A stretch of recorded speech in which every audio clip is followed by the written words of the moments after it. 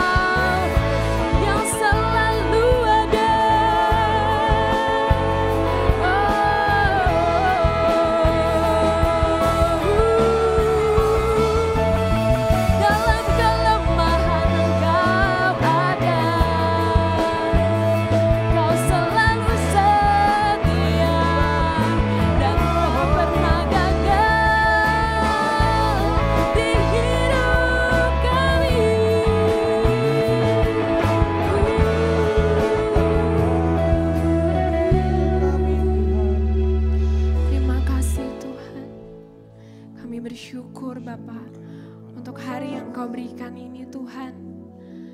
Kami mau memberikan hidup kami sepenuhnya kepadamu ya Tuhan.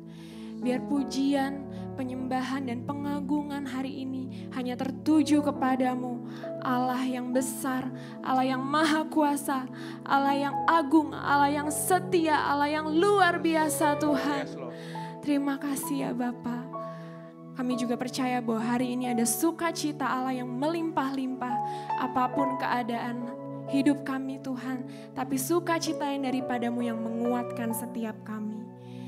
Hanya di dalam nama Tuhan Yesus, setiap yang bersukacita dan bersemangat buat Tuhan katakan amin. Haleluya. Selamat datang juga kepada Pak Jeff dan Bu Anet. Bersama-sama dengan kami. Hari ini kita mau bersorak-sorai buat Tuhan. Kalau saya bilang Tuhan dahsyat atau Tuhan ajaib, Bapak Ibu Saudara bisa berikan tepuk tangan dan sorak-sorai yang meriah buat Tuhan ya. Oke, siap semuanya? Kita coba ya. Tuhan luar biasa.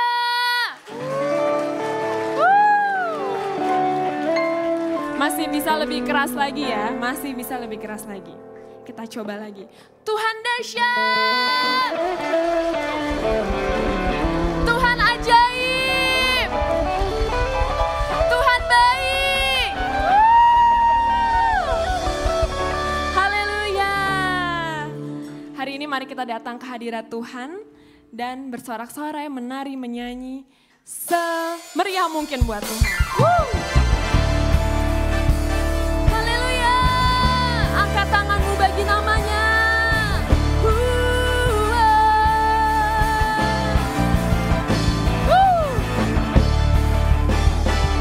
Kami memuji-Mu Tuhan Allah yang hidup.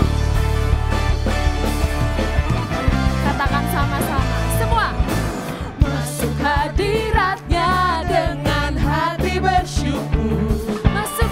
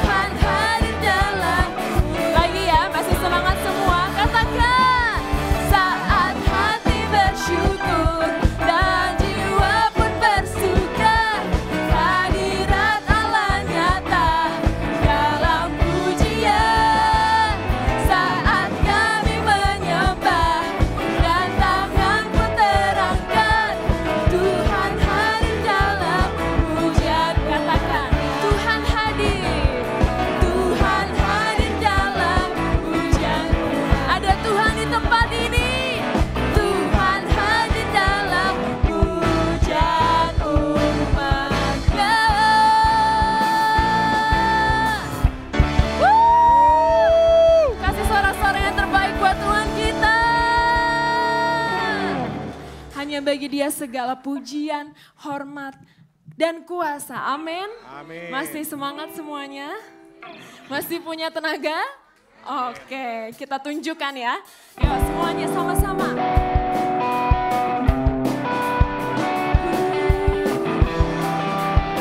Bagi Dia, kami memuji-Mu.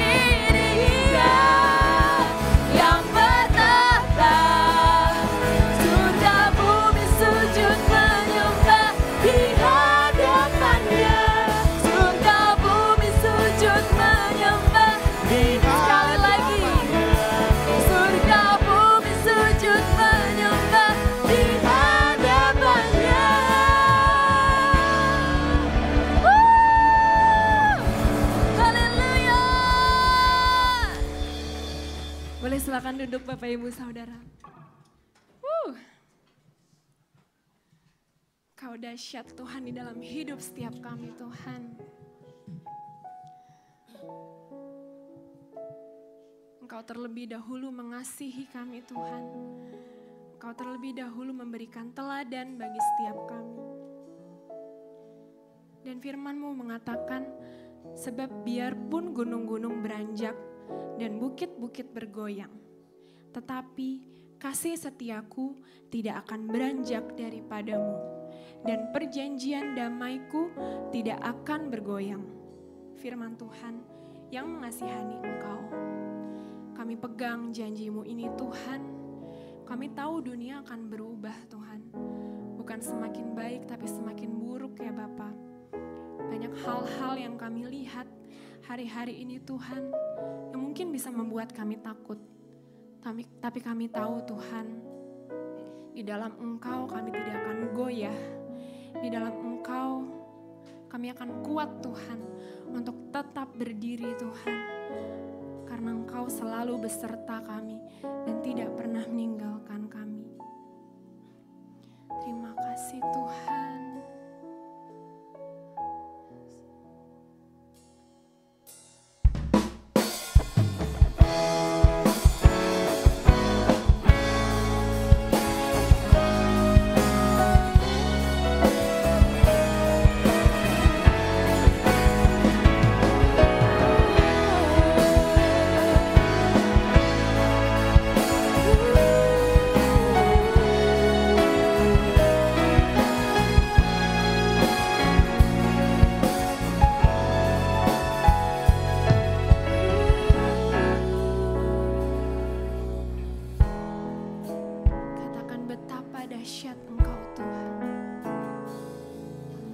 Betapa dahsyat Engkau Tuhan, pencipta segala yang ada, dulu sekarang sampai selamanya. Hanya Engkau Tuhan, terselami pikiranmu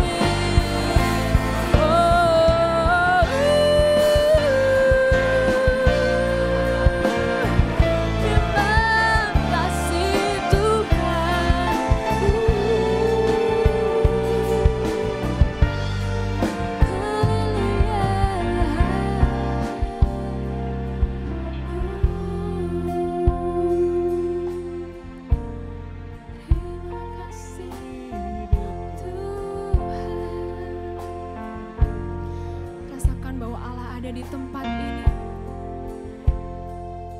Berbicaralah kepada Tuhan hari ini. Sembah Dia lebih lagi. Nyatakan isi hatimu kepada Dia. Dia adalah sahabat. Dia adalah Bapa bagi kita. Mari nyatakan isi hatimu bagi Dia. Makasih Tuhan, Kau tak pernah gagal. Rancanganmu selalu tergenapi.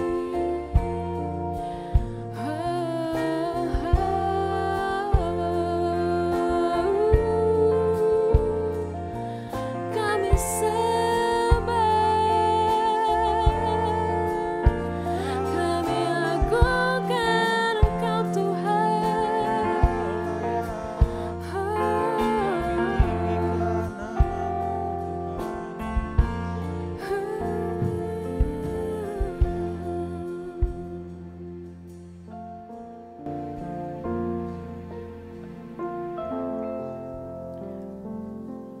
Tuhan mengatakan begini, Engkau mengatakan, Tuhan, aku ingin melihat kebaikan-Mu. Engkau merasa bahwa kebaikan Tuhan di dalam hidupmu kurang. Silakan duduk Bapak Ibu. Lalu engkau berkata kepada Tuhan, aku ingin melihat lagi kebaikan-Mu Tuhan, lagi dan lagi.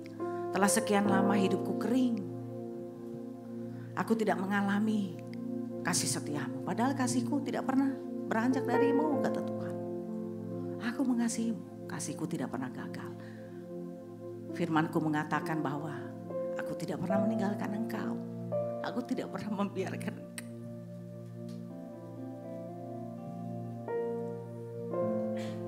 Aku Allah yang setia. Berpeganglah pada firmanku. Ketika engkau mengatakan, tapi aku tidak melihatnya Tuhan. Aku butuh kasih setiamu. Aku butuh engkau menyatakan kebaikanmu dalam hidupku.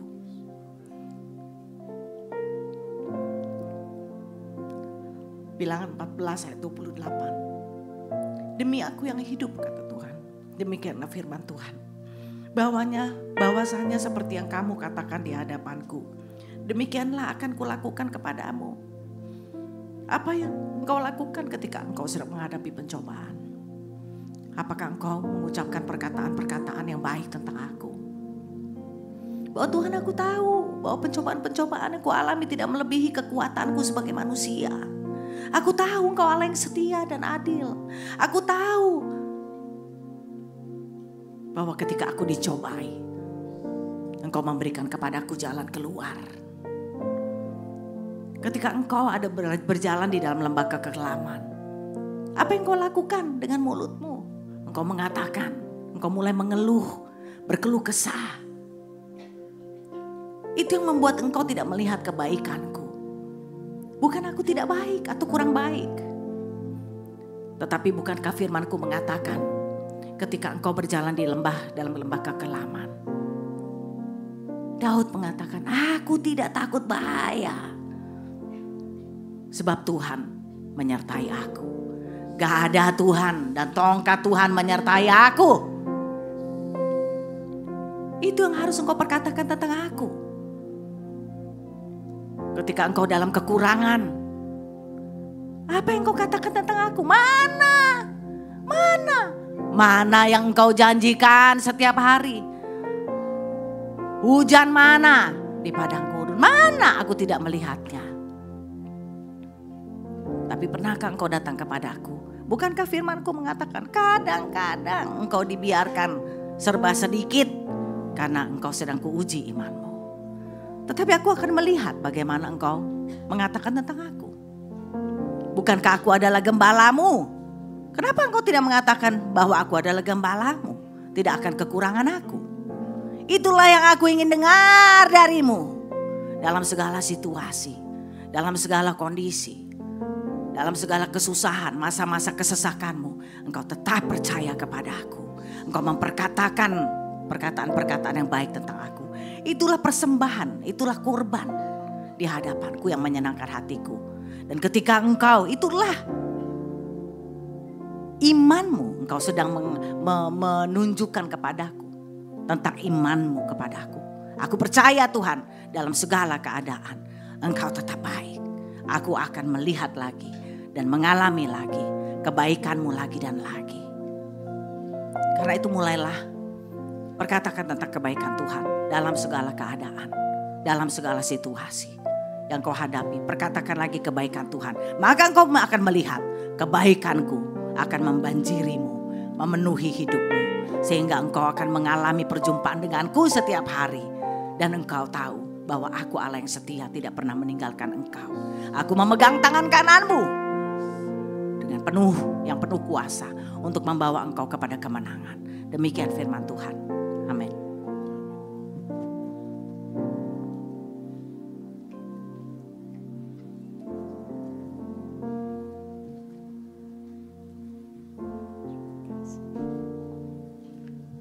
Pagi hari ini kami sudah datang kepada meja Tuhan untuk makan dari roti dan minum dari anggur. Saya pikir kita semua seperti Abraham. Kita adalah anak-anak Abraham. Abraham dilayani roti dan anggur oleh Melkisedek, imam yang besar. Dan imam besar ada di sini hari ini untuk memberi kepada kita semua roti dan anggur. Saya sudah pikir hari ini juga kami semua di sini adalah seperti para imam. Mereka harus datang di bait Allah, di dalam kemah Musa, di dalam bait yang dibangun Salomo. Mereka harus masuk di tempat kudus. Dan hari ini kita sudah masuk tempat kudus. Saya tidak bermaksud gedung ini. Tapi kita berkumpul di bait Allah di mana Yesus ada di tengah. Imam-imam, para imam-imam, hanya mereka yang boleh makan dari meja sajian roti sajian. Roti sajian dalam bahasa Ibrani lechem panim. Maknanya roti hadiratnya. Atau roti wajahnya. Karena kata panim berarti wajah. Kita begitu dekat dengan dia. Kita boleh lihat dia wajah demi wajah. Itulah peranan kita sebagai para imam. Untuk datang dan makan dari roti hadiratnya. Dan saya pikir juga kami seperti 12 murid. Termasuk Yudas ya. Yang berkumpul pada satu malam terakhir.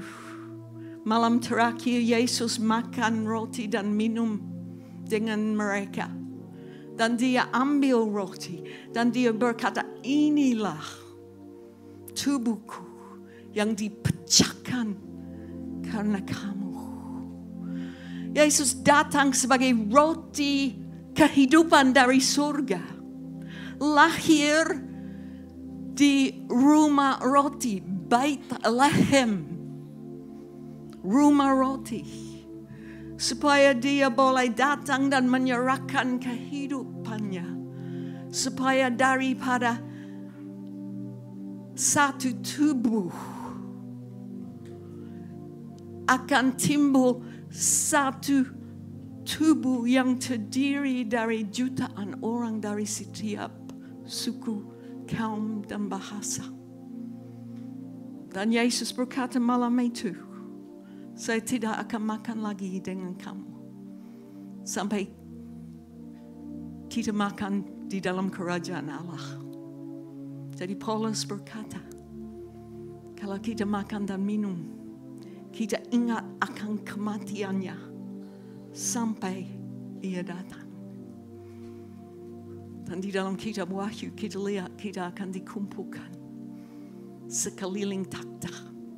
Dan kita akan ada di kerajaan Allah, dan pada hari itu juga kita akan makan minum dengan Tuhan.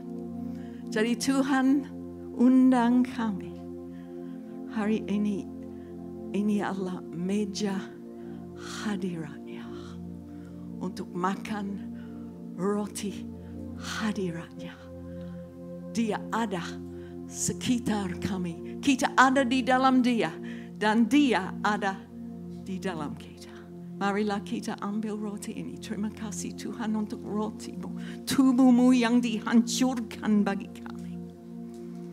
Kami mau makan dengan iman. Dan menerima hadirmu. Terima kasih Tuhan.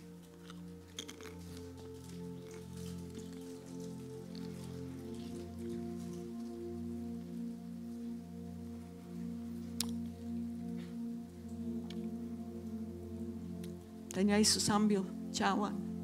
Dan dia berkata, inilah darahku. Darah yang menyucikan kita dari segala dosa. Ini di tempat kudus. Hanya boleh dimakan di tempat kudus. Kita sudah berdosa. Tapi darahnya menyucikan kita. Kalau kita mengaku dosa, Dia akan mengampuni segala dosa kami. Dan menyucikan kita dari segala dosa. Segala dosa. Segala dosa Tuhan. Ampunilah kami. Layakkanlah kami Tuhan. Terima kasih. Untuk darah-Mu. Mari kita minum. Terima pengampunan. Terima kesucian. Terima kekudusan. Terimalah hadiratnya. Terima kasih Tuhan.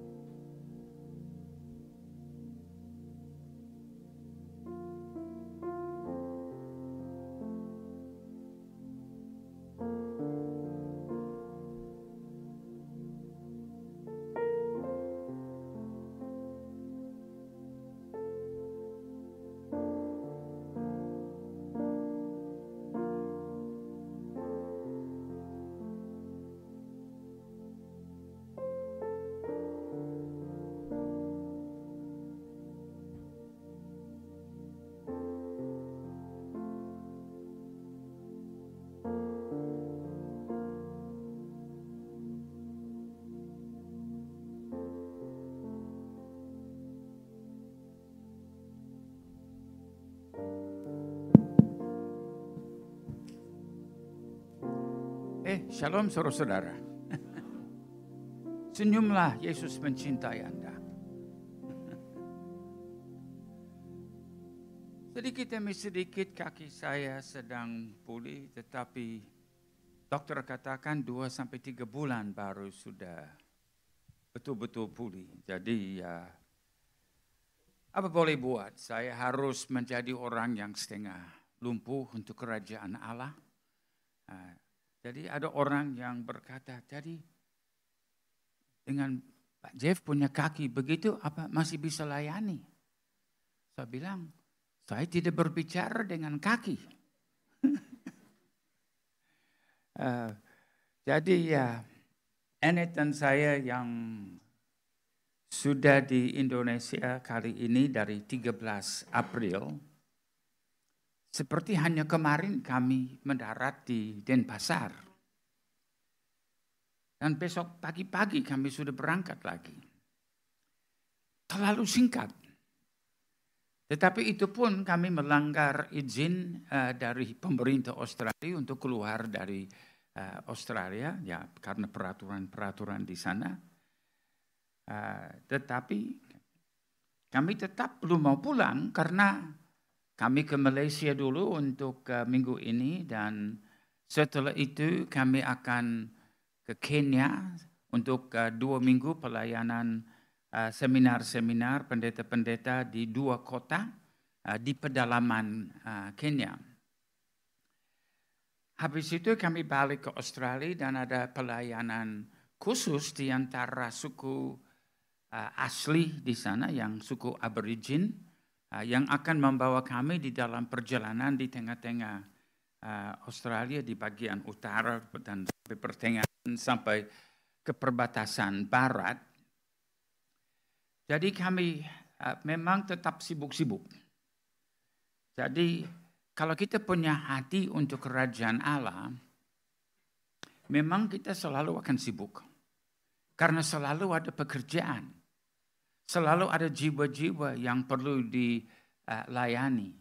Selalu ada jemaat-jemaat yang perlu dibangun. Dan hati kami berkobar-kobar untuk tubuh Kristus. Dan secara khusus hati kami berkobar-kobar untuk kalian di sini di The Best. Ini di Jakarta, ini adalah rumah kami. Apalagi karena saya juga tinggal di atas, jadi tentu itu rumah kami. Hari ini saya mau membicarakan 3 rahasia yang di dalam Alkitab yang ada kaitan dengan akhir zaman. Walaupun kalau kita membaca di dalam firman Tuhan, mungkin ada lebih 10 yang disebut rahasia. Tapi saya hanya mau bicarakan 3. Dan sebabnya saya mau membicarakan 3 ini yang berkaitan dengan akhir zaman adalah karena berbagai pelajaran yang ada di dalam dunia gereja. Ya, jadi 3 rahasia ini adalah yang saya melihat ada masalah dasar di dalam apa yang diajarkan. Dan ini penting sebab Yesus katakan, kamu akan mengetahui kebenaran dan kebenaran itu akan memerdekakan kamu. Jadi kalau yang kita percaya tidak benar, itu tidak akan memerdekakan kita.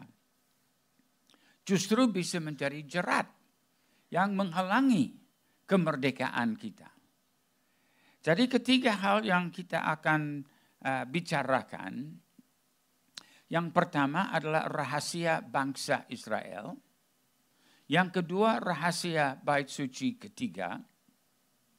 Dan yang ketiga rahasia kerajaan Allah. Jadi ini semua adalah bagian dari rahasia-rahasia akhir zaman. Jadi kita mulai dengan yang pertama, rahasia bangsa Israel. Ada gereja-gereja yang selama berabad-abad mengajarkan bahwa bangsa Israel dikutuk dan diganti oleh gereja. Jadi itu sebabnya bangsa Israel dulu dicerai-beraikan di antara bangsa-bangsa. Karena Israel sudah ditolak oleh Tuhan. Tidak lagi masuk ke dalam hati Tuhan. Bahkan yang menggantikan Israel adalah gereja. Jadi semua janji untuk gereja, untuk Israel sekarang dimiliki oleh gereja. Jadi itu secara umum disebut sebagai satu keyakinan pergantian. Jadi Israel diganti dengan gereja. Ini adalah satu doktrin yang tidak alkitabiah, tetapi menjadi doktrin yang telah berkembang di dalam lebih 1000 tahun di dalam gereja-gereja Eropa. Sehingga tiap Paskah ada kebiasaan di Eropa untuk mencari seorang Yahudi, diikat di tengah-tengah alun-alun kota, dan dilempari dengan telur busuk atau tomat busuk, atau kadang-kadang juga dengan batu-batu, sampai orang Yahudi itu mati. Dan dikatakan ini dilakukan karena orang-orang Yahudi adalah pembunuh Mesias. Jadi ada kebencian terhadap orang-orang Yahudi. Jadi betul-betul di sini kita melihat dasar antisemitisme dilahirkan di dalam gereja-gereja Eropa. Hal ini berkembang terus di sepanjang zaman dan menjadi dasar di dalam yang disebut Inkuisisi Spanyol. Ini penganiayaan Spanyol dari gereja Katolik terhadap orang-orang Yahudi dan terhadap orang Kristen Injili. Pokoknya dikejar-kejar, dicari-cari untuk dibunuh. Dan kemudian itu berkembang sampai kepada awal abad ke-20 dengan Lenin dan Stalin di dalam yang disebut pogrom-pogrom, di mana dibuat penganiayaan dan pembunuhan massal terhadap orang-orang Yahudi.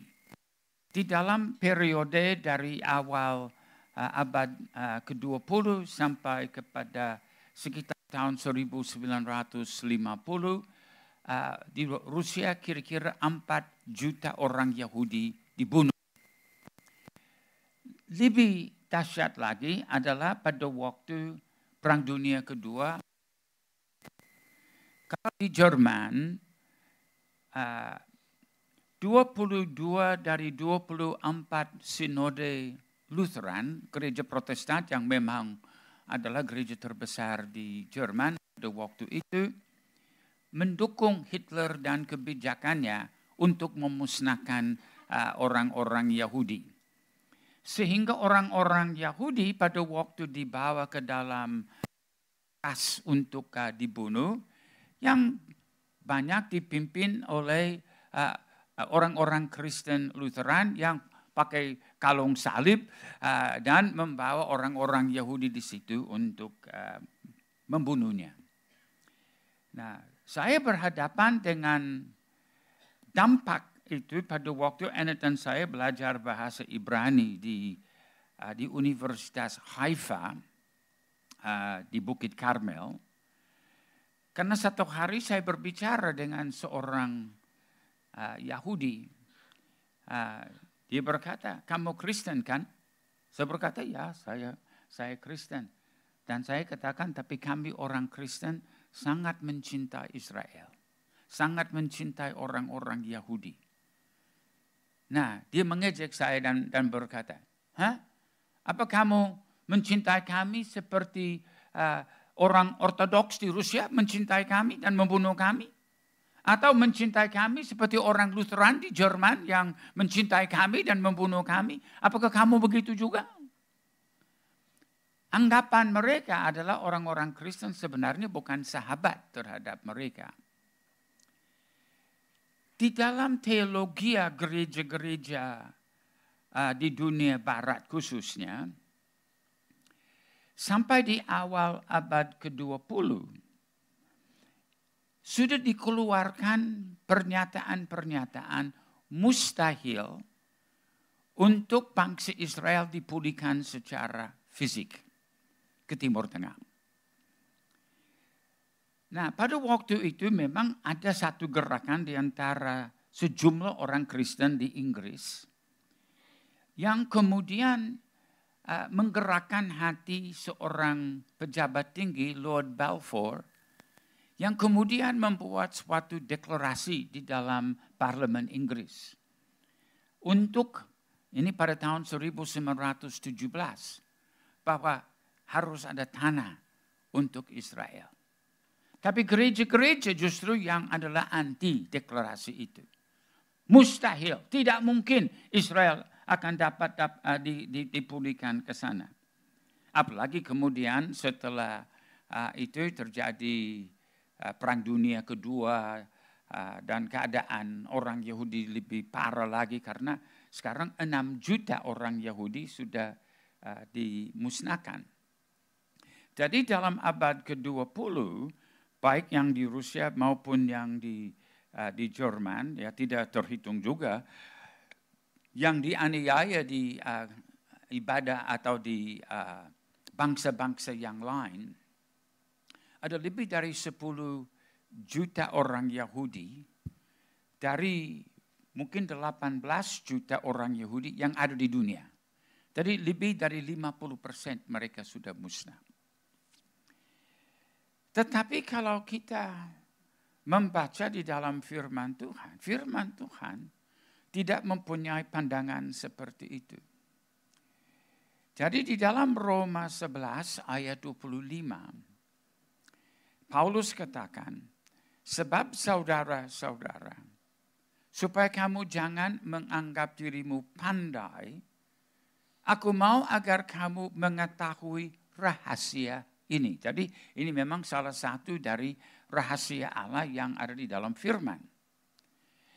Sebagian dari Israel telah menjadi tegar, sampai jumlah yang penuh dari bangsa-bangsa lain telah masuk. Jadi di sini Paulus sedang kutip dari apa yang dinubuatkan oleh Tuhan Yesus. Bahkan kita dapat kembali kepada kitab Imamat. Kita dapat lihat juga di dalam nabi-nabi di dalam Perjanjian Lama yang memang menubuatkan bahwa Israel karena kekerasan hatinya, karena penolakannya akan jalan Tuhan, memang akan mengalami siksaan dan akan dibuang dari tanah Kanaan, dan bahwa mereka akan dikejar-kejar dan dibunuh di berbagai bangsa di dalam perjalanan-perjalanan mereka di seluruh dunia. Jadi bangsa Israel kehilangan hak pemerintahan atas dirinya sendiri pada zaman Raja Nebukadnezar. Jadi pada waktu Nebukadnezar masuk ke Israel, mengambil alih pemerintahan dan menghancurkan bait suci dan merampas harta yang ada di dalam kota itu, termasuk semua perkakas kecuali peti syahadat atau tabut perjanjian yang di dalam bait suci. Semua yang lain dia sudah rampas dan membawa ke Babel. Bahkan mayoritas besar masyarakat juga dibawa sebagai tawanan untuk menjadi budak-budak di dalam kerajaan Babel. Mulai dari waktu itu, lebih dari 2.500 tahun, Israel tidak pernah memiliki pemerintahannya sendiri. 2.500 tahun. Jadi mereka sebagai suatu masyarakat yang tidak punya pemerintahan selama 2.500 tahun. Tetapi Tuhan sudah berjanji bahwa mereka akan dipulihkan. Dan proses itu memang beberapa kali. Jadi setelah perbudakan Babel, mereka oleh Raja Koresh, mereka boleh kembali membangun kembali bait suci dan kota Yerusalem. Tetapi mereka masih di bawah pemerintahan Persia. Jadi dari Babilonia sekarang di bawah pemerintahan Persia. Kemudian di bawah pemerintahan Mesir. Kemudian pemerintahan Yunani. Kemudian pemerintahan Romawi. Nah itu sampai ke zaman Yesus. Baru mereka dibuang ke berbagai bangsa. Jadi ini adalah bangsa yang disiksa, yang ditolak. Namun ini adalah bangsa yang dipilih Tuhan untuk menjadi rahasia, untuk menyatakan suatu kebenaran kepada kita. Tetapi kalau kita menolak apa yang Tuhan mau kerjakan tentang pemulihan Israel, atau kita punya keyakinan yang benar, itu justru akan menyebabkan kita mengalami kesulitan untuk menikmati penggenapan rahasia Allah. Di dalam Injil Lukas 21, 23 sampai 24, Yesus berkata akan datang kesesakan yang dahsyat atas seluruh negeri dan murka atas bangsa ini. Jadi mereka pernah dibuang dan dipulihkan. Tapi akan dibuang lagi juga. Jadi ini yang Yesus sedang nubuatkan. Jadi akan datang kesesakan yang dahsyat atas seluruh negeri dan murka atas bangsa ini. Dan mereka akan tewas oleh mata pedang dan dibawa sebagai tawanan ke segala bangsa. Memang mereka tercerai-berai di seluruh dunia. Dan Yerusalem akan diinjak-injak oleh bangsa-bangsa yang tidak mengenal Allah sampai genaplah zaman bangsa-bangsa itu. Jadi ada zaman bangsa-bangsa. Dan bangsa Israel, bahkan Yerusalem, akan diinjak-injak oleh bangsa-bangsa yang tidak mengenal Allah sampai kepada genap zaman bangsa-bangsa. Saya mau tegaskan bahwa Yerusalem masih diinjak-injak sampai sekarang ini.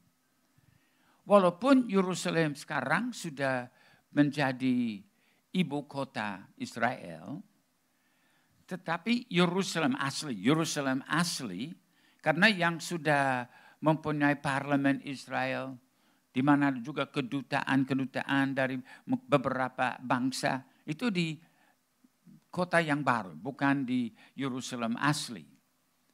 Karena Yerusalem asli itu 75% dikuasai oleh orang Arab. Hanya 25% ada penduduk-penduduk Yahudi. Jadi memang dulu Yerusalem dibagi ke dalam 4 bagian. Nah, hanya 1 bagian untuk orang Yahudi. 3/4 bagian adalah untuk bangsa-bangsa sampai sekarang. Jadi Yerusalem masih diinjak-injak oleh bangsa-bangsa. Dan dikatakan ini akan berlangsung terus sampai genaplah zaman bangsa-bangsa itu. Jadi kalau ada orang yang berkata, oh Yesus mungkin akan datang sebentar malam, bersiap-siaplah. Ya mungkin dia datang untuk saudara secara pribadi. Tapi itu belum kedatangan kedua Tuhan Yesus. Tuhan Yesus tidak akan datang untuk kedua kalinya sampai semua janji yang diberikan dan semua nubuatan sudah dipenuhi, sudah digenapi. Jadi bangsa Israel tetap akan mengalami kesesakan seperti dikatakan di sini. Nah, di dalam Nabi Daniel pasal 12 ayat 5 dan beberapa ayat seterusnya. Kemudian aku Daniel melihat maka tampaklah berdiri 2 orang lain. Seorang di tepi sungai sebelah sini dan yang lain di tepi sungai yang sebelah sana. Ini adalah salah satu dari sejumlah gambar tentang Yesus yang didampingi 2 saksi. Ada di dalam Zakaria pasal 4, ada juga di sini di dalam Daniel, ada juga di dalam kitab Wahyu pasal 11, bahkan di dalam Injil Matius 17. Kemudian aku Daniel melihat maka tampaklah berdiri 2 orang lain. Nah ini 2 orang lain ini adalah Musa dan Elia, 2 saksi Yesus. Seorang di tepi sungai sebelah sini dan yang lain di tepi sungai yang sebelah sana. Dan yang seorang bertanya kepada yang berpakaian kain linen. Nah ini Yesus, dia yang berjalan di atas air, yang ada di sebelah atas air sungai itu. Jadi kedua orang ini sedang bertanya kepada Yesus yang ada di tengah-tengah. Bilakah hal-hal yang ajaib ini akan berakhir?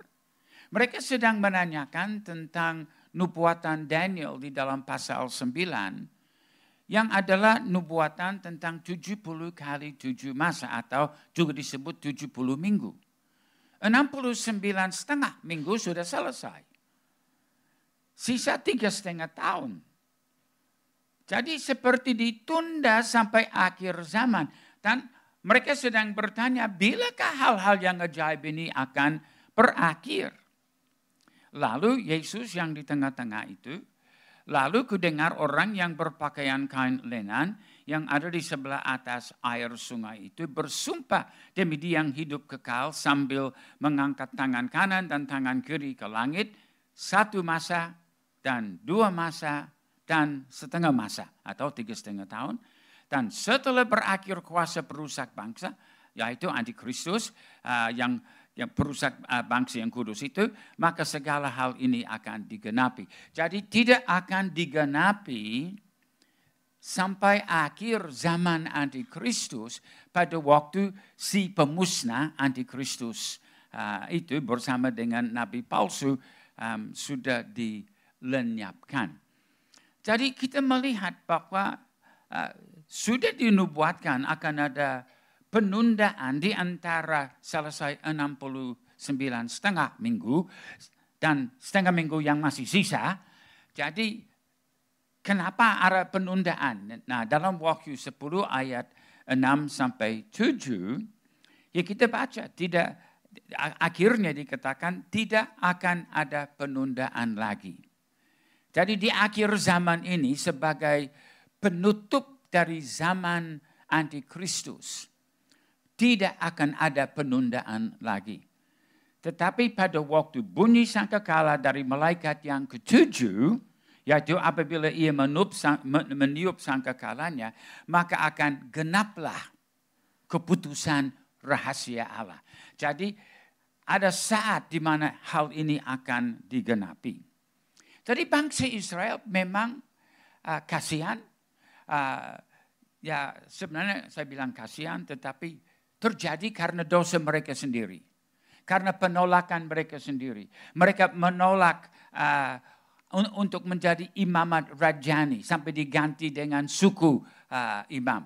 Mereka menolak untuk naik di atas Bukit Sinai dan diurapi dengan kuasa Roh Kudus sampai mereka tidak sanggup masuk ke dalam negeri perjanjian, sehingga satu generasi mati karena tidak beriman. Jadi banyak hal yang mereka derita. Namun Tuhan telah pilih mereka sebagai contoh. Dan ada orang yang berkata, kenapa Tuhan pilih Israel? Ya, saya tanya balik, apa saudara mau supaya Tuhan pilih Indonesia? Apa saudara mau supaya Indonesia lewat semua itu? Justru Israel yang dipilih. Dan mereka menjadi bangsa teladan. Wah, sebenarnya dalam hal ini, saya bersyukur saya orang Australia. Karena kalau orang Israel, kasihan. Dan sampai sekarang ini, mereka tetap di dalam masa kesesakan. Seperti yang sudah dinubuatkan lebih 3.000 tahun yang lalu. Lalu dikatakan sebagian Israel menjadi tegar dan dikerat. Lalu bangsa-bangsa lain yang percaya dicangkokkan. Jadi bangsa Israel pada waktu zaman Yesus, karena mereka menolak Yesus sebagai Mesias, tidak beriman, yang tidak beriman dikerat. Tapi jangan lupa, murid-murid Yesus juga orang Yahudi. Mereka percaya. Jadi tidak semua cabang yang dikerat. Hanya yang tidak percaya yang dikerat. Beberapa cabang Israel telah dipatahkan. Mereka dipatahkan karena ketidakpercayaan mereka. Nah itu di dalam Roma 11, 17, dan 20. Jadi bangsa-bangsa non-Yahudi yang percaya Yesus dicangkokkan ke dalam pohon zaitun asli itu. Jadi hanya ada satu pohon zaitun, bukan 2. Dan bukan ada pohon zaitun ganti pohon asli. pohon asli tetap pohon asli. Akarnya adalah Abraham, Ishak, dan Yakub. Dan kita dari bangsa-bangsa yang menjadi percaya kepada Yesus, ya seperti dalam gambar ini, kita melihat ada tunas yang dicangkokkan ke dalam pohon asli. Nah itu saudara dan saya. Jadi kamu bangsa-bangsa yang percaya sebagai tunas liar telah dicangkokkan di antaranya dan turut mendapat bagian dalam akar pohon zaitun. Jadi di dalam rahasia Israel, hanya satu Israel, tidak ada dua Israel. Jadi Israel adalah setiap orang yang percaya kepada Yesus sebagai Mesias. Jadi orang-orang Yahudi yang ada di tanah Israel pada saat ini, mereka hanya Israel sesungguhnya kalau mereka bertobat dan percaya kepada Yesus. Jadi siapa sesungguhnya orang-orang Israel atau Yahudi? Siapa sesungguhnya keturunan Abraham? Apa saudara orang Israel? Angkat tangan. Saudara orang Israel? Angkat tangan. Nah, cuma satu orang. Siapa lagi? Orang Israel. Ada sekarang 2, 3. Ada kegerakan rohani sekarang. Saya lihat tangan itu ya. Roma 2, 28, 29 yang disebut Yahudi. Ini Paulus memberi penjelasan. Bukanlah orang yang lahir ya Yahudi. Jadi bukan orang yang lahir menyebut dirinya Yahudi di Timur Tengah. Yang disebut Yahudi bukanlah orang yang lahir ya Yahudi. Dan yang disebut sunat bukanlah sunat yang dilangsungkan secara lahir ya.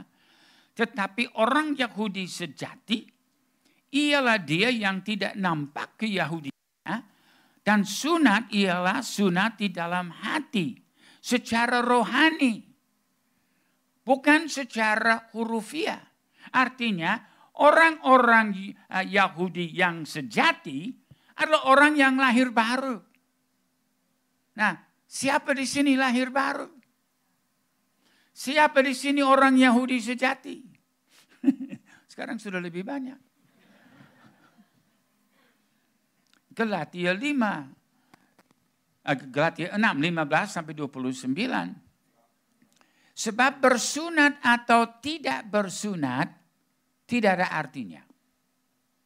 Tetapi menjadi ciptaan baru, ya orang yang lahir baru. Itulah yang ada artinya. Dan semua orang yang memberi diri dipimpin oleh patokan ini, turunlah kiranya damai sejahtera dan rahmat atas mereka dan atas Israel milik Allah. Jadi siapakah Israel milik Allah? Mereka yang lahir baru, mereka yang sudah menjadi ciptaan baru. Itu adalah saudara dan saya. Nah, lagi dalam Roma 9, 6 sampai 8. Ini saya jelaskan karena seperti saya katakan, kebenaran memerdekakan. Dan kalau kita tidak percaya kebenaran, itu menjadi halangan untuk kita betul-betul mewarisi apa yang sudah dijanjikan kepada kita. Karena kalau kita tidak percaya yang benar, berarti kita percaya yang tidak benar. Tidak semua orang yang berasal dari Israel adalah orang Israel. Dan juga tidak semua orang yang terhitung keturunan Abraham adalah anak Abraham. Wah, kalau bukan keturunan Abraham, nah seperti dikatakan di sini, kalau terhitung keturunan Abraham, jadi tidak semua adalah anak Abraham. Yang berasal dari Ishak, yang akan disebut keturunanmu. Artinya bukan anak-anak menurut daging. Adalah anak-anak Allah. Tetapi anak-anak perjanjian yang disebut keturunan yang benar. Jadi siapakah anak Abraham? Orang yang percaya. Abraham adalah bapa semua orang yang percaya. Tetapi di akhir zaman ini yang menjadi kerinduan Paulus. akan terjadi mujizat pemulihan di Israel. Dalam Roma 11 ayat 23, mengenai orang-orang Yahudi itu, kalau mereka berhenti bersikap tidak percaya, maka mereka akan diterima kembali. Sebab Allah berkuasa untuk menerima mereka kembali. Jadi kalau orang Yahudi jasmani yang ada di Israel bertobat dan menjadi percaya kepada Yesus sebagai Mesias, sebagai anak Allah, sebagai Tuhan dan Juru Selamat, mereka akan diterima kembali. Roma 11:26, dengan jalan demikian, seluruh Israel akan diselamatkan. Siapakah Israel? Semua orang yang sudah bertobat dan percaya. Apa dia Yahudi atau bukan Yahudi? Secara jasmani, Abraham adalah bapa semua orang percaya. Abraham adalah bapa Israel. Jadi dengan demikian seluruh Israel akan diselamatkan seperti ada tertulis, dari Sion akan datang penebus, ia akan menyingkirkan segala kefasikan daripada Yakub. Jadi siapa seluruh Israel? Semua anak-anak Abraham, semua orang yang lahir baru, semua orang Yahudi dan non-Yahudi yang percaya kepada Yesus adalah satu tubuh Kristus. Sebentar saya akan tambahkan sedikit di situ, tapi lanjut dulu rahasia kedua. Rahasia bait suci ketiga. Ramai saudara bisa baca di dalam YouTube, internet masa kini tentang pembangunan bait suci ketiga. Sudah ada sekarang beberapa ekor lembu merah yang tidak ada cacat yang sudah ada di Israel. Siap untuk melaksanakan upacara untuk mentabiskan pembangunan bait suci ketiga. Apa menjadi dasar pengajaran itu? Sebenarnya pengajaran itu hanya mulai di dalam sejarah pada tahun 1830. Jadi itu adalah satu pengajaran yang agak baru untuk gereja. 2 Tesalonika 2, 3-4. Jadi orang membaca ini. Janganlah kamu memberi dirimu disesatkan orang dengan cara yang bagaimanapun juga. Sebab sebelum hari itu haruslah datang dahulu murtad. Dan haruslah dinyatakan dahulu manusia derhaka. Manusia derhaka itu antikristus. Yang harus binasa, yaitu lawan yang meninggikan diri di Allah yang disebut atau yang disembah sebagai Allah. Bahkan, antikristus itu akan duduk di mana? Ia duduk di bait Allah dan mau menyatakan diri sebagai Allah. Jadi orang-orang dari sejumlah gereja berkata, coba lihat. Harus ada bait suci ketiga sebab antikristus akan duduk di dalam bait suci. Tapi pada waktu Yesus mau disalibkan, dan salah satu sebabnya mereka menyalibkannya, karena Yesus berkata, aku akan merubuhkan bait ini dan membangunnya kembali di dalam 3 hari. Tapi yang dimaksudkannya adalah tubuhnya. Dia tidak akan membangun bait suci fisik dalam 3 hari. Yang dia maksudkan bahwa dia akan kalahkan kerajaan kegelapan, maut, kubur, dia akan bangkit. Dan sekarang dia akan melahirkan, membangun kembali bait suci yang sesungguhnya, yang adalah tubuhnya. Yang tadi kita juga rayakan dengan perjamuan kudus. Dalam Yesaya 14, 13-14 pada waktu iblis memberontak terhadap rencana Tuhan, dia jengkel dengan Tuhan karena Tuhan mau menciptakan manusia menurut gambar dan rupa Allah. Dan Tuhan berkata kepada iblis, engkau yang tadinya berkata dalam hatimu. Nah ini yang disebut kelima aku hendak yang diucapkan iblis. Aku hendak naik ke langit. Aku hendak mendirikan takhtaku mengatasi bintang-bintang Allah. Dan aku hendak duduk di atas bukit pertemuan jauh di sebelah utara. Nah, ini yang kuning ini Bukit Sion. Ya, kita lihat sebentar. Aku hendak naik mengatasi ketinggian awan-awan. Aku hendak menyamai yang maha tinggi. Dia tidak senang bahwa Tuhan berkata, aku akan menciptakan manusia menurut gambar dan rupa Allah. Nah, di dalam Mazmur 48, 2-3, besarlah Tuhan dan sangat terpuji di kota Allah kita. Gunungnya yang kudus yang menjulang permai adalah kegirangan bagi seluruh bumi. Gunung Sion yang ada di mana? Jauh di sebelah utara. Nah, justru itu yang tadi kita melihat bahwa iblis mau ambil. Yang kelima itu, yang keempat itu, bukan, yang ketiga itu, aku hendak duduk di atas bukit pertemuan jauh di sebelah utara. Itu adalah kemuliaan Tuhan yang di Sion. Dan Sion adalah umat Tuhan. Bukan bangunan fisik, tetapi umat, tubuhnya Tuhan. Mazmur 132 ayat 13-14, Tuhan telah memilih Sion. Mengingininya menjadi tempat kedudukannya. Inilah tempat perhentianku selama-lamanya. Di sini aku hendak diam sebab aku mengingininya. Tuhan tidak mau tinggal di dalam satu gedung untuk selama-lamanya. Dia mau hidup di dalam kita. Kita di dalam Tuhan, Tuhan di dalam kita.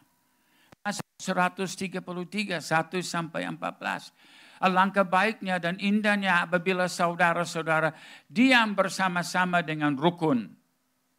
Seperti embun gunung Hermon yang turun ke atas gunung-gunung Sion. Sebab kesanalah Tuhan memerintahkan berkat. Jadi di gunung-gunung Sion Tuhan memerintahkan berkat kehidupan untuk selama-lamanya. Sion, umat Tuhan. Ibrani 12:18-22. Sebab kamu tidak datang kepada gunung Sinai yang dapat disentuh dan api yang menyala-nyala, kepada kekelaman, kegelapan dan angin badai. Tidak. Tetapi kamu sudah datang ke bukit Sion, ke kota Allah yang hidup, Yerusalem yang surgawi. 1 Korintus 3:16-17. Tidak tahukah kamu bahwa kamu bukan satu bangunan yang di Yerusalem? Tidak tahukah kamu bahwa kamu adalah bait Allah? Dan bahwa roh Allah diam di dalam kamu? Jika ada orang yang membinasakan bait Allah, maka Allah akan membinasakan dia. Sebab bait Allah adalah kudus dan bait Allah itu ialah kamu. Jadi yang iblis ingin duduki adalah gereja Tuhan. Dan dia sudah mulai melaksanakan. Dia sudah mulai masuk ke dalam cukup banyak gereja. Sampai sekarang mereka menjadi penyembah Allah sebagai ibu. Atau mereka menjadi mentabiskan yang LGBTIQA dan gender dan segala jenis imoralitas. Ini memang iblis dan kuasanya ingin menguasai umat Tuhan. Bait Allah adalah kudus dan bait Allah itu ialah kamu. Nah, perhatikan di dalam Efesus 2, Paulus menjelaskan hubungan di antara orang yang lahir Israel Yahudi dan kita yang lahir non-Israel, non-Yahudi. Ingatlah bahwa dahulu kamu, jadi apa dari Indonesia, dari China, dari India, dari Australia atau Amerika. Ingatlah bahwa dahulu kamu sebagai orang-orang bukan Yahudi menurut daging yang disebut orang-orang tak bersunat oleh mereka yang menamakan dirinya sunat, yaitu sunat lahiriah yang dikerjakan oleh tangan manusia. Bahwa waktu itu kamu tanpa Kristus, tanpa Mesias, tidak termasuk kewargaan Israel. Dan tidak mendapat bagian dalam ketentuan-ketentuan yang dijanjikan. Tanpa pengharapan dan tanpa Allah di dalam dunia. Nah itu dulu, jadi dimulai. Ingat, dulu kamu Tetapi sekarang di dalam Kristus Yesus, kamu yang dahulu jauh sudah menjadi dekat oleh darah Kristus. Karena dialah damai sejahtera kita yang telah mempersatukan kedua pihak. Jadi pihak mereka yang lahir sebagai keturunan jasmani Israel. Dan kedua mereka yang lahir bukan keturunan lahiriah Israel. Dia telah mempersatukan kedua pihak. Dan yang telah merubuhkan tembok pemisah, yaitu perseteruan, sebab dengan matinya sebagai manusia, ia telah membatalkan hukum Taurat dengan segala perintah dan ketentuannya untuk menciptakan keduanya. Jadi yang Yahudi dan non-Yahudi, untuk menciptakan keduanya menjadi satu manusia baru di dalam dirinya. Dan dengan itu mengadakan damai sejahtera untuk memperdamaikan keduanya. Jadi dengan Allah oleh salib, dengan melenyapkan perseteruan pada salib itu, ia datang dan memberitakan damai sejahtera kepada kamu yang jauh, damai sejahtera kepada mereka yang dekat. Karena oleh dia kita kedua pihak dalam satu roh beroleh jalan masuk kepada Bapa. Demikian, kamu bukan lagi orang asing dan pendatang, melainkan kawan sewarga dari orang-orang kudus dan anggota-anggota keluarga Allah. Jadi kalian adalah orang Israel. Kalau sudah lahir baru, Abraham adalah bapa rohanimu. Kamu sudah terima Yesus sebagai Mesias. Kamu adalah orang Yahudi. Kamu adalah bangsa Israel. Kita ini semua adalah warga negara Israel surgawi. Ya, bukan yang bangsa yang di Timur Tengah. Dibangun di atas dasar para rasul dan para nabi. Dan dengan Kristus Yesus sebagai batu penjuru. Di dalam dia tumbuh seluruh bangunan rapi tersusun. Jadi Yahudi dan non-Yahudi yang percaya kepada Yesus menjadi apa? Bait Allah yang kudus di dalam Tuhan. Nah sekarang rahasia ketiga. Rahasia kerajaan Allah. Matius 13 ayat 11. Kepadamu orang-orang percaya kepada Yesus. Diberi karunia untuk mengetahui rahasia kerajaan surga. Tetapi kepada mereka tidak. Jadi rahasia bukan untuk tiap orang. Rahasia hanya akan dapat diketahui oleh mereka-mereka yang sungguh percaya. Jadi memang di dalam doa Yesus ajarkan kita, datanglah kerajaanmu. Jadi apa arti meminta kerajaan Allah datang? Datanglah kerajaanmu. Jadilah kehendakmu di bumi, di Depok, seperti di surga. Jadi kita sedang mengundang kerajaan Allah hadir di tempat ini. Berarti segala pewakyuhannya, kebenarannya, nilainya, itu harus menjadi dasar di dalam kehidupan kita. Dan tanda kerajaan sudah datang, ya ini ada banyak tanda. Beberapa saja saya sebut. Tanda kerajaan sudah datang. Kesembuhan. Lukas 10 ayat 9. Sembuhkanlah orang-orang sakit yang ada di situ dan katakanlah kepada mereka, kerajaan Allah sudah dekat padamu. Tanda kerajaan, ya setan diusir. Lukas 11. Jika aku mengusir setan dengan kuasa Allah, maka sesungguhnya kerajaan Allah sudah datang kepadamu. Jadi tanda-tanda kerajaan seperti murid-murid Yohanes Pembaptis datang tanya kepada Yesus. Apakah Yesus orang yang kami sedang cari? Dan Yesus hanya memberi tanda-tanda. Dia tidak langsung berkata, ya aku dia. Dalam Matius 11 ayat 5, Yang Yesus berkata, apa yang kamu lihat? Orang buta melihat, orang lumpuh berjalan, orang kusta menjadi tahir, orang tuli mendengar, orang mati dibangkitkan, dan kepada orang miskin diberitakan kabar yang baik. Tanda-tanda kerajaan Allah sudah dekat. Markus 9 ayat 1, katanya lagi kepada mereka, aku berkata kepadamu, sesungguhnya di antara orang yang hadir di sini, ada yang tidak akan mati sebelum mereka melihat bahwa kerajaan Allah telah datang dengan kuasa. Nah itu kata kuasa dunamis. Artinya kapan kita akan melihat kerajaan Allah sudah datang? Ya waktu hari Pentakosta, waktu Roh Kudus dicurahkan dan murid-murid Yesus, gereja Tuhan dibaptis dengan Roh Kudus dan diberi dunamis. Kuasa supernatural. Jadi dalam Kisah 1 ayat 6 sampai 8 kita melihat kerajaan datang dengan dunamis. Maka bertanyalah mereka yang berkumpul di situ, Tuhan, maukah engkau pada masa ini memulihkan kerajaan bagi Israel? Dan mereka masih tentang jasmani. Tetapi rahasia kerajaan Allah adalah kerajaan Allah bukan datang secara fisik, bukan untuk membangun bait suci 3 di Yerusalem, bukan untuk membuat istana-istana, enggak.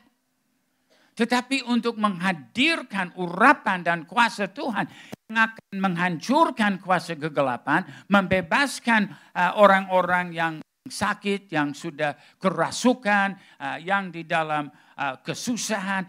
Jadi ini adalah kerajaan Allah datang. Akan mengubah suasana secara total.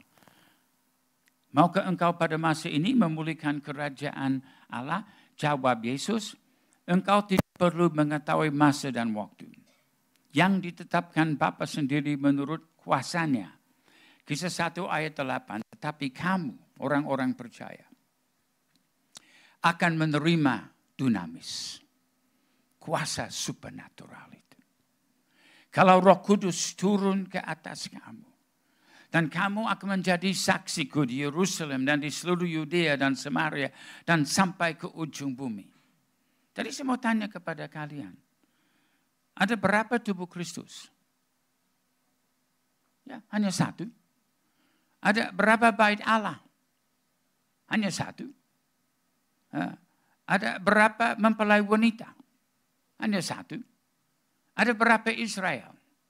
Hanya satu. Ada berapa kepala gereja? Hanya satu.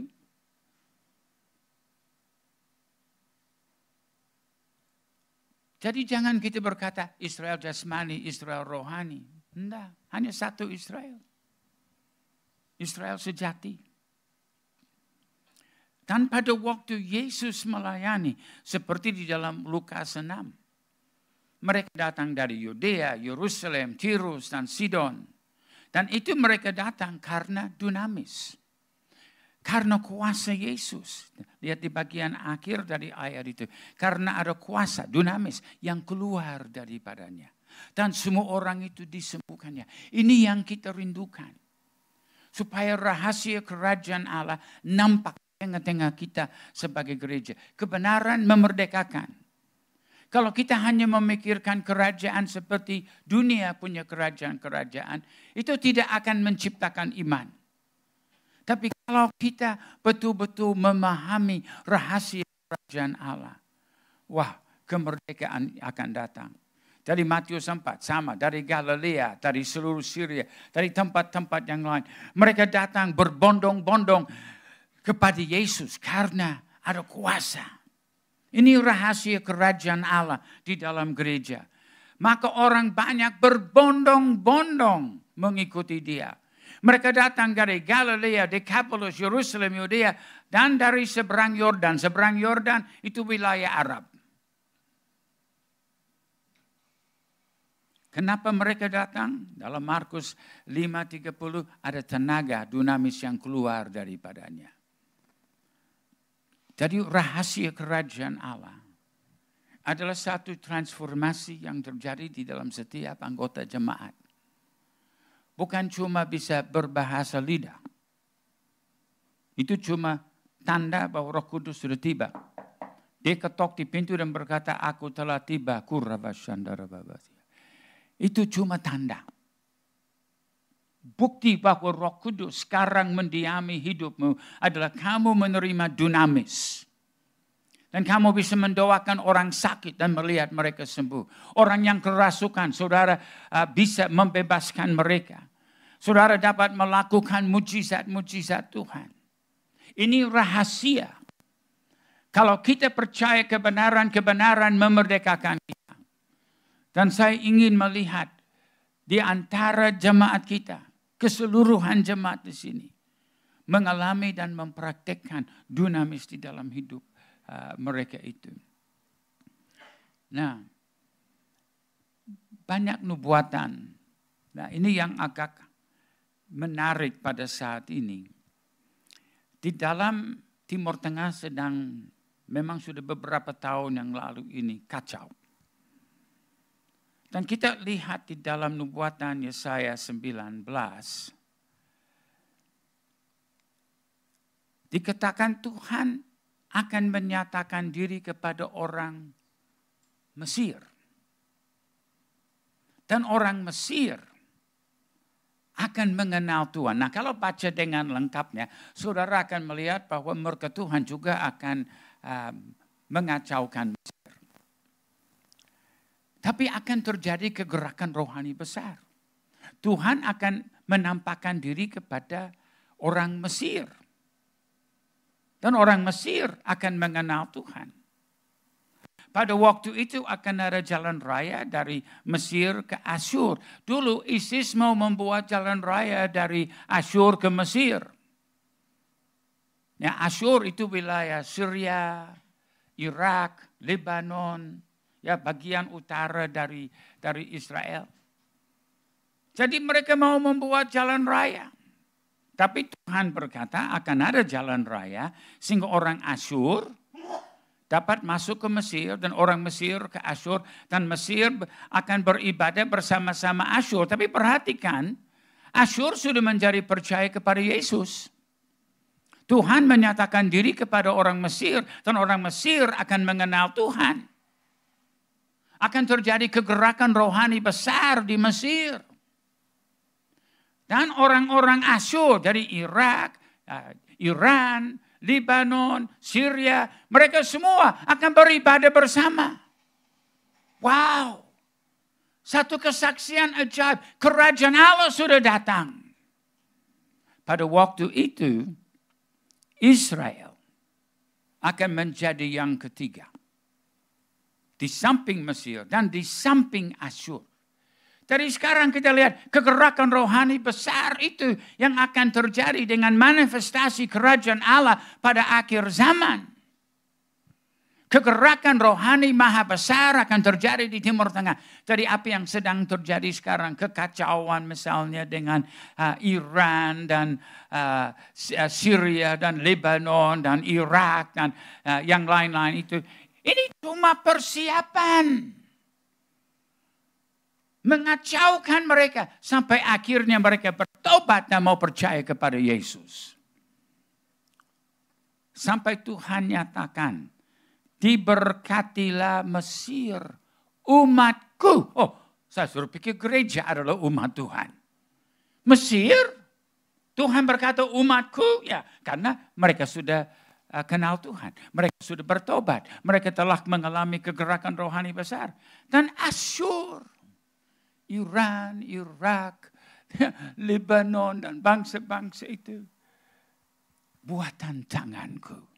Dan Israel milik pusakaku. Waduh, kita sedang hidup di dalam zaman yang sangat-sangat luar biasa. Di dalam Yohanes 17, 20-23.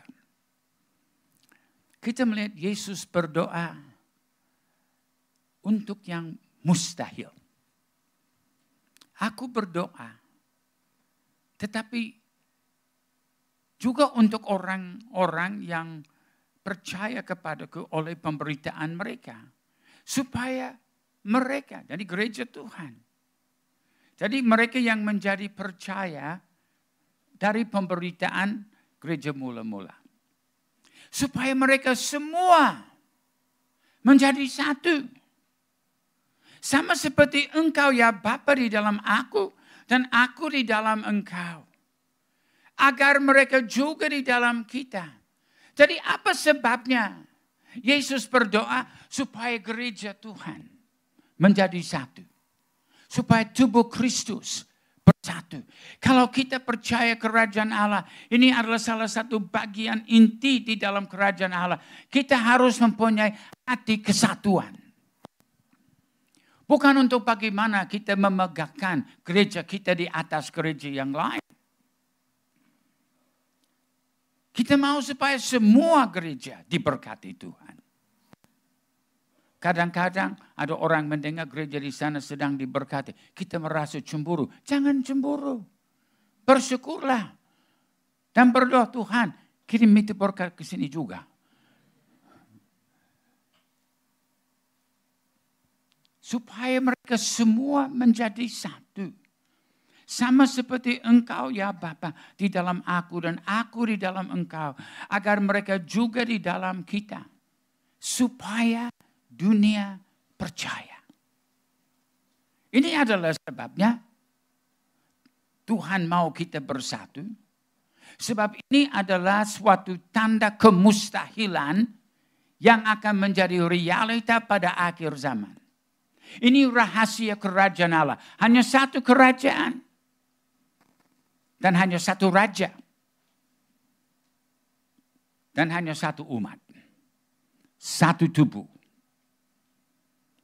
Jadi orang berkata, oh Pak Jeff, coba lihat perbedaan kita dengan gereja tetangga.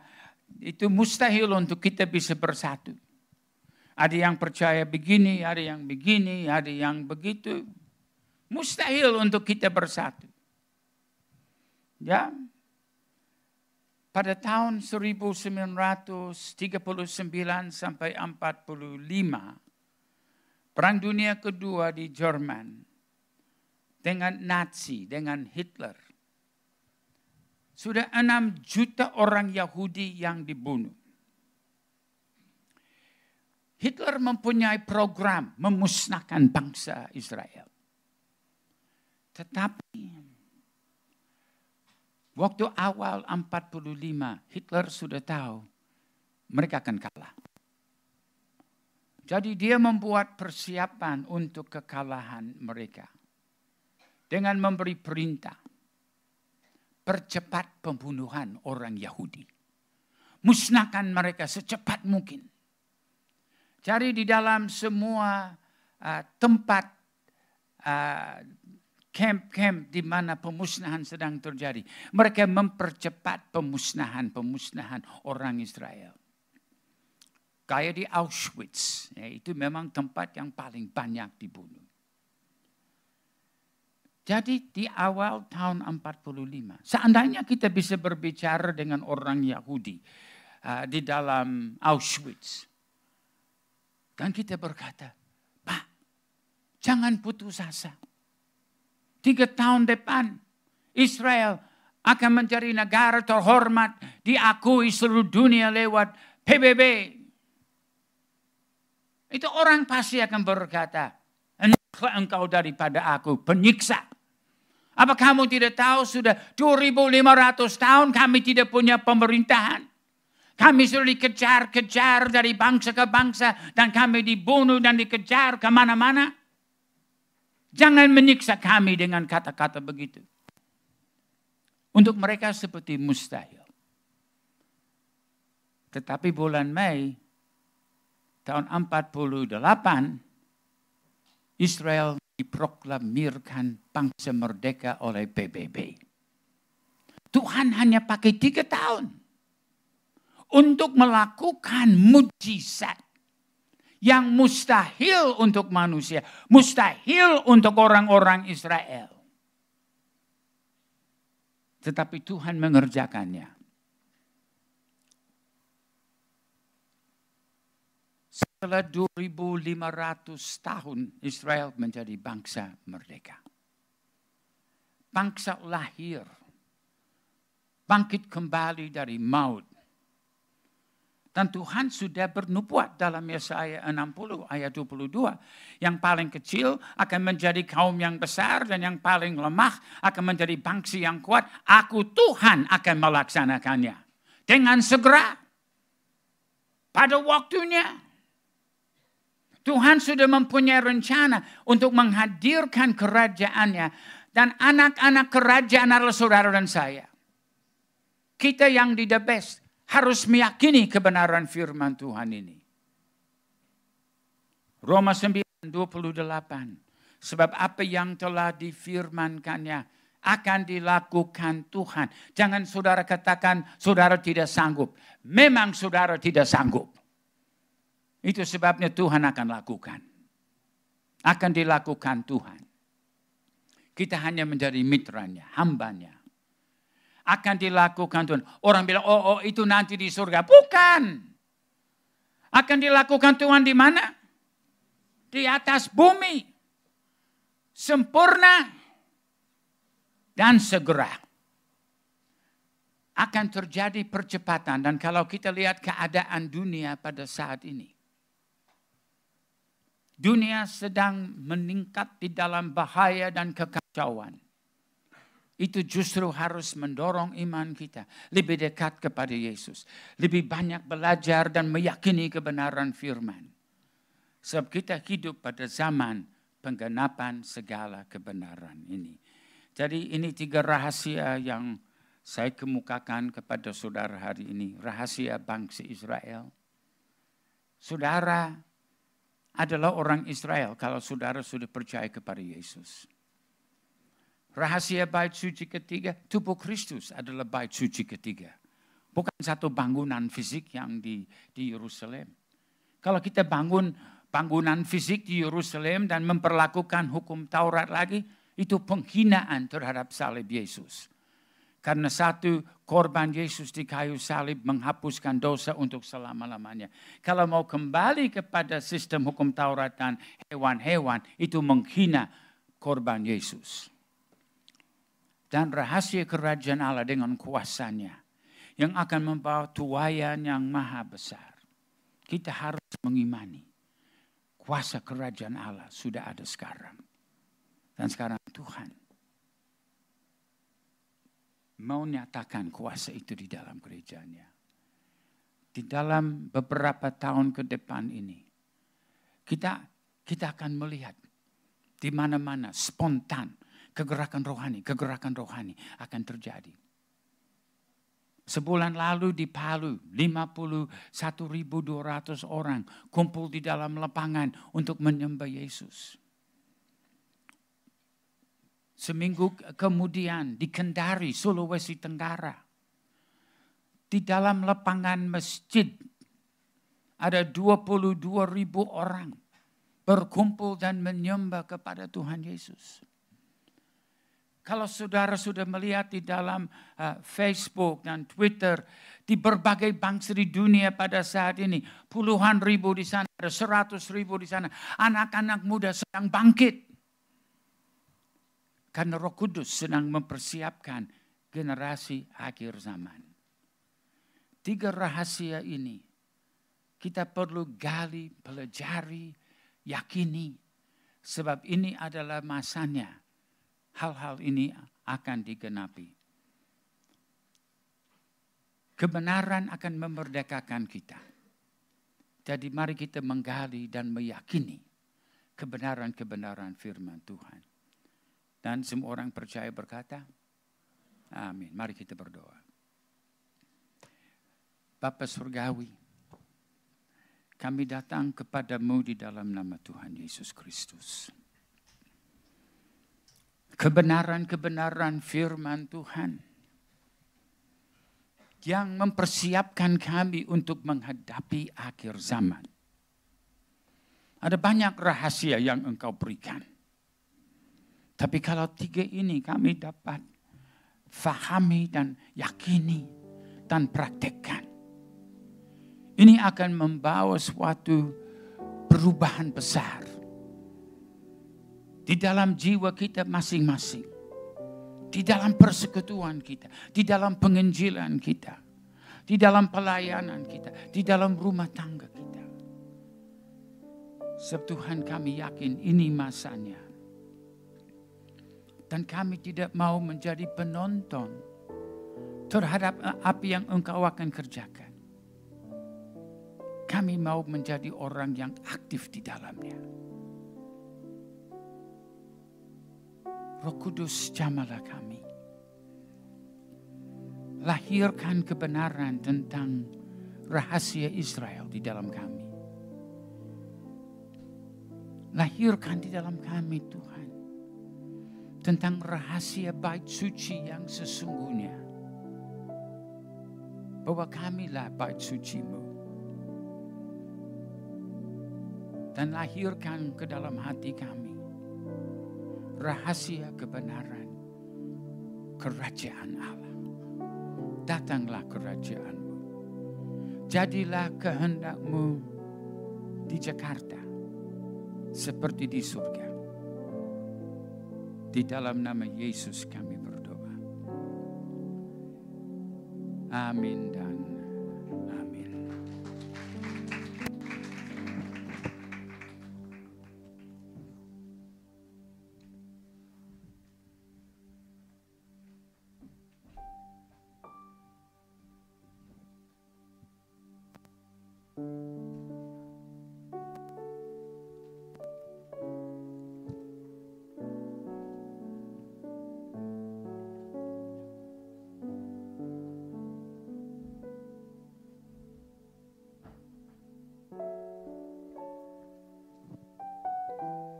Thank you Pak Jeff buat firman Tuhan yang luar biasa. Siapa Bapak Ibu yang merasa sangat diberkati?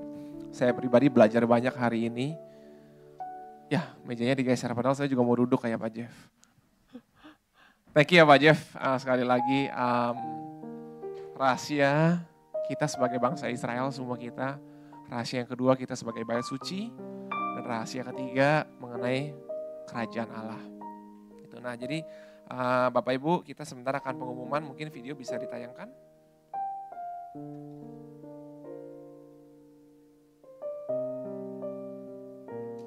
Berikut, mari sama-sama kita saksikan beberapa pengumuman pada hari Minggu, tanggal 9 Juni 2024. Kami umumkan untuk Fellowship Senior akan kembali diadakan pada hari Sabtu, tanggal 15 Juni pukul 10 pagi di ruangan Youth lantai 3 Abalov Selatan. Bagi sahabat-sahabat yang berusia di atas 65 tahun, mari ikuti acara ini supaya dalam usia emas kita masih bisa berfungsi dan hidup saling mengasihi dalam komunitas senior.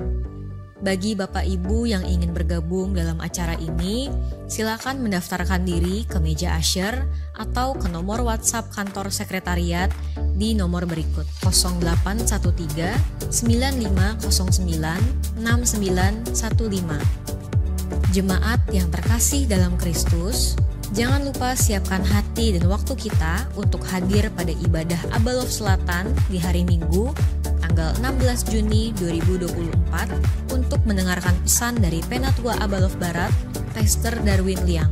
Kami juga mengundang Bapak Ibu Saudara yang merupakan PKS dan tim inti Komsel untuk mengikuti equipping PKS pada hari Sabtu, tanggal 29 Juni pukul 9 pagi. Equipping PKS bulan ini akan dibawakan oleh Kak Dharma Wulan dengan topik doa kesembuhan. Mari sama-sama nantikan dan siapkan diri untuk diperlengkapi dengan kebenaran firman Tuhan. Saudara-saudari yang terkasih, mari kita berdoa dan mendukung acara field trip Aba Kids pada hari Minggu, tanggal 21 Juli 2024. Berikut mari kita saksikan video dari Aba Kids.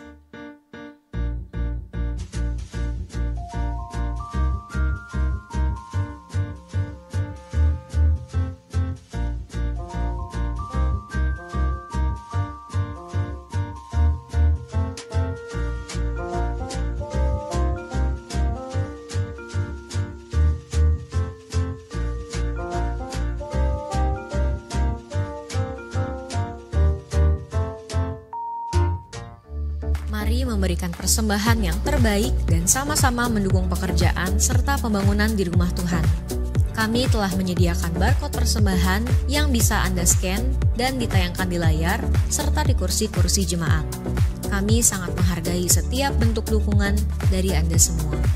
Berikutnya kami umumkan bagi saudara-saudari yang belum pernah mengisi formulir data jemaat di Komsel, silakan mengisi formulir secara online melalui link yang sudah disediakan maksimal hari ini. Berikut kami tampilkan barcode yang bisa Anda scan untuk mengisi formulir data jemaat. Bagi Bapak Ibu jemaat yang sudah pernah mengisi formulir ini sebelumnya, kami himbau untuk tidak mengisi kembali. Selamat datang bagi saudara-saudari yang baru pertama kali hadir hari ini. Kami Gereja Tuhan dengan tulus menyambut kedatangan Anda. Jangan ragu untuk bergabung dengan kami dalam membangun kerajaan-Nya. Kami akan dengan senang hati mengundang Anda menjadi bagian dari gereja kami yang penuh kasih. Sekian pengumuman untuk minggu ini. Tuhan Yesus memberkati. Selamat hari Minggu. Ya oke, mungkin saya akan rekap secara cepat aja. Yang pertama hari Sabtu besok ada pertemuan senior jam 10 pagi di lantai 3 ya. Hari Sabtu besok jam 10 pagi di lantai 3 bisa daftar ke nomor WA yang tertera tadi. Kemudian hari Minggunya kita akan dilayani oleh Penatua Darwin Liang di ibadah umum. Dan untuk tim Asyir, siangnya setelah itu kita akan ada fellowship Asyir ya. Jadi bagi Asyir yang belum mendaftar, bisa langsung segera mendaftar di WhatsApp grup Asyir. Kemudian tadi ada equipping PKS dan tim PKS di hari Sabtu 29 Juni. Kemudian kita ada field trip Kega 21 Juli. Dan mungkin saya mau tekankan lagi untuk pengisian data jemaat karena terakhir hari ini, mungkin saya mau spend 2-3 menit untuk Bapak Ibu yang belum mengisi di Komsel-Komsel. Mungkin saat ini bisa langsung scan karena hari ini kita akan tutup di sistem ya. Mungkin sekarang yang belum ngisi boleh langsung keluarin handphonenya, kita daftar di QR code ini. Saya kasih waktu sekitar 2-3 menit untuk kita daftar bersama-sama. Saya juga coba masuk sini ya.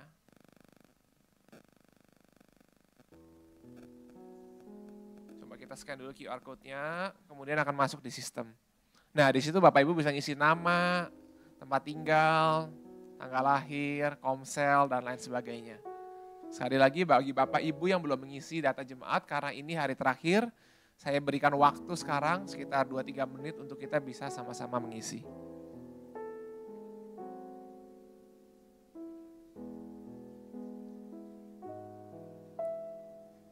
Dan mungkin sambil menunggu, kami Gereja Abba Love the Best juga mau mengucapkan selamat ya kepada bangsa Hatsinaga dan keluarga atas pernikahan putrinya, Novi Melinda Sinaga yang sudah berlangsung kemarin hari Sabtu 8 Juni di HKBP Balige, Sumatera Utara. Sekali lagi kami memberkati pernikahan Novi dan Jonathan beserta dengan keluarga besarnya. Kemudian pengumuman berikutnya ada rekan-rekan dari Abba Love the Best yang akan pelayanan di Kolongan. Yang rencana akan di weekend minggu depan, mungkin saya boleh tolong undang Pak Jeff untuk bisa memberkati Pak, mendoakan untuk pelayanan yang akan berangkat ke Kolongan minggu depan. Ada Kak Adar dan istri Ibu Jessi, mungkin mewakili Penatua Abba Love the Best Bu Jessi. Boleh saya undang bangkit berdiri. Kemudian ada Pak Gunawan juga, mungkin boleh saya undang ke depan tanpa mengurangi rasa hormat. Ada Pak Gunawan, kemudian ada Pak Anton dan istri. Kemudian ada Yosua seperti lagi melayani di Abba Kids, dan juga Bro Yuniko di Abba Youth seperti itu. Dan terakhir Bro Madio. Mungkin boleh saya undang untuk ke depan Pak Jeff aja, supaya Pak Jeff beserta dengan kita sebagai satu tubuh Kristus di tempat ini bisa sama-sama berdoa dan mendukung untuk pelayanan rekan-rekan kita. Silakan Kak Duna, Mas Anton di depan Pak Jeff aja, biar Pak Jeff juga nggak perlu ini. Ayo Ibu Jessi. Jadi Ibu Anet mewakili saya tumpang tangan di atas mereka. Dan ini juga mewakili mereka-mereka yang, atau ada yang lain yang akan ke sana? Nggak tahu apa, Arif ke sana? Oh dia sudah berangkat, Arif tidak ikut? Oh oke, iya oke. Ya. Oke, jadi sebagaimana kita semua tahu bahwa sekarang Abba Love Kolongan sedang dimentor oleh Abba Love the Best. Karena sebagai jemaat yang memang keluar dari berbagai pencobaan, penganiayaan, dan sedang di dalam pemulihan dan pertumbuhan. Jadi karena itu dari ATM sudah meminta supaya Abba Love the Best menjadi tangan kanan dari ATM untuk membina, membesarkan. Dan memang kita juga tahu bahwa Cha dan Eva sudah bertahun-tahun juga ke sana di dalam pelayanan. Dan itu telah menjadi berkat besar untuk mereka. Dari Bapa di surga, tim yang akan berangkat, kami berdoa supaya mereka juga pergi dengan kuasa kerajaan Allah. Dengan segala otoritas Allah.